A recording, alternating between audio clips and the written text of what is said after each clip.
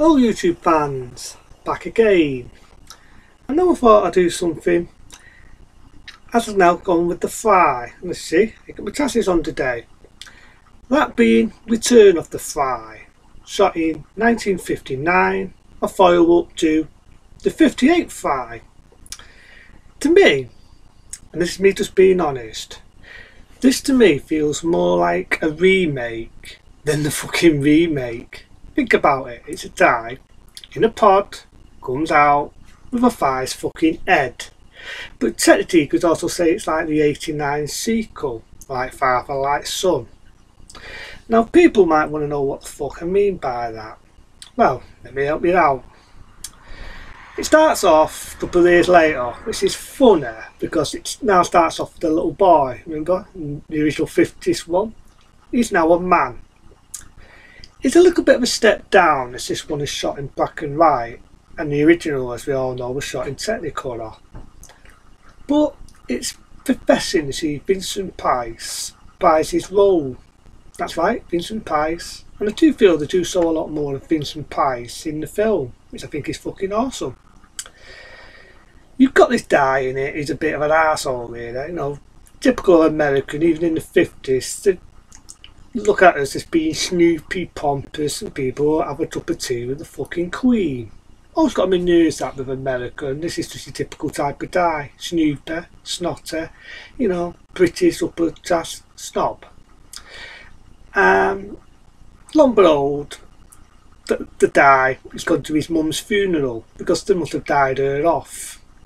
Which is funny because he's the only original one in it, is Vincent fucking Price, in black and white.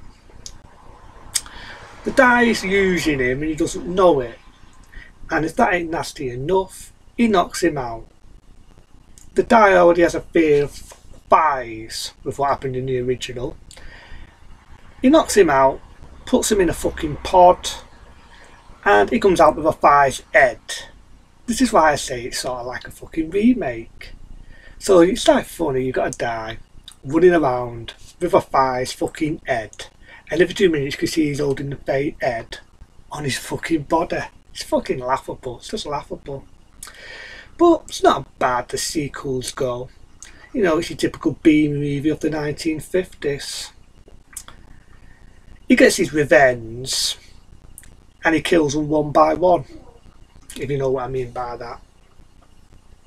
But as it was done better. Just watch the second Five from 89, like Father Like Son, and how he gets his revenge. But for the 50s, I know he's not going to have a lot of blood and he's not going to have a lot of gore. But it's good to see Vincent Price buys his role, and on Broad it does have a happier ending as he gets the bad guys, they get him, he goes back to the pod and he prices his humanity back.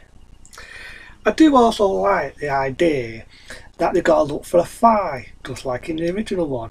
And you do have that little love letter from the 50s, you know, help me, which is like funny. Vincent Price gets shot, but he doesn't die. And the snobby guy, which kind of dates off us, the Brits, gets his well preserved. And there's another guy in the film. It's kind of funny really, it looks a bit like fucking Capone, you know, hair slicked back, big belly. He just looks like fucking Capone. If you ever seen Capone, you know what I mean. But again, it's not a bad one. It's a step down, you know. Now don't get me wrong,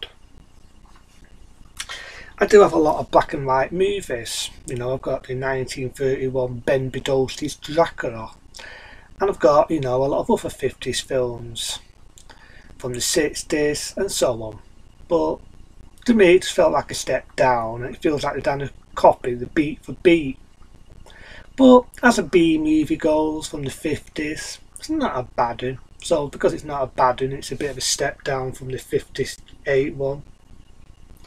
A B-star rating. Not great, but it's not bad, but it's a classic, I suppose, in its own way. So I'll give it a 3-star rating. I will do other reviews, and I'm happy to say, and a lot of other things on the way. So it will be pretty good. So yeah, I love feeling serious into them. Again, it's not a long one because there's going to be a lot to say in return of the Fry. But as Fries go, it's not a bad one. So yeah, again, 3-star rating. The snobby guy gets it. Mr. fucking Al Capone gets it, as I like to call him. And he becomes human again. Which is quite funny seeing him run around with a fire's fucking head on his fucking body. But that's your monster films for you. I do other reviews on the way and other movie stuff on the way. Into them.